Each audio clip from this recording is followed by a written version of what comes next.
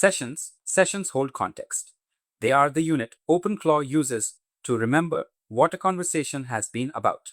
Let me walk through how they get organized because the way DMs collapse and the way group chats stay isolated. Honestly, it surprises a lot of new users. Worth pausing on. Direct messages first. By default, all your DMs collapse into a single session per channel and user. Same conversation, same context.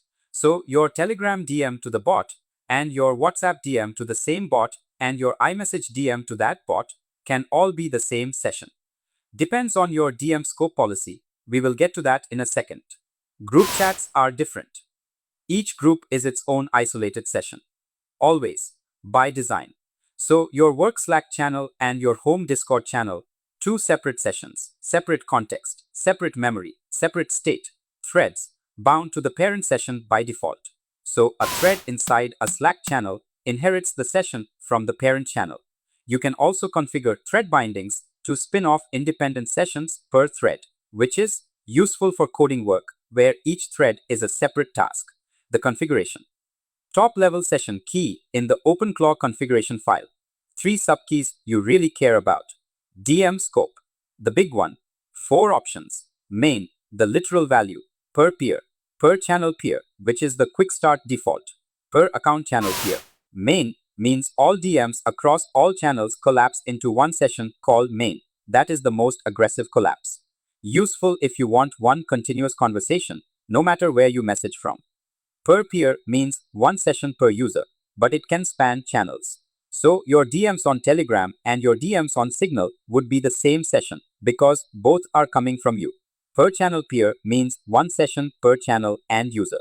Telegram DM is one session. Signal DM is a separate session. This is the quick start default, the one most people start with. Per account channel peer means one session per account and channel and user.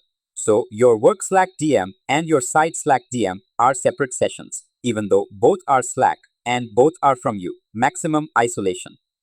Thread bindings, whether to spin off independent sessions per thread. Defaults to enabled with a 24-hour idle window and no max age. So threads inherit their parent for the first 24 hours of idle, then potentially spin off. Reset. When sessions get cleared, default is mode daily at hour 4. Idle minutes 120. So sessions reset at 4 a.m. in the time zone of the gateway. They also reset after 2 hours of idle. The reset is configurable. You can disable it entirely with mode off. We will come back to reset behavior in lesson 3.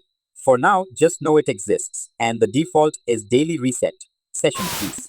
They look like agent:main:main for a DM session, or agent:main: Slack:channel:channel ID for a group session, or with thread suffix :thread timestamp. The sessions panel in the control UI lists all of them. So if you ever lose track of what is going on, that is where to look. In the next lesson, we look at pairing codes, how a brand new DM actually gets authorized. See you there.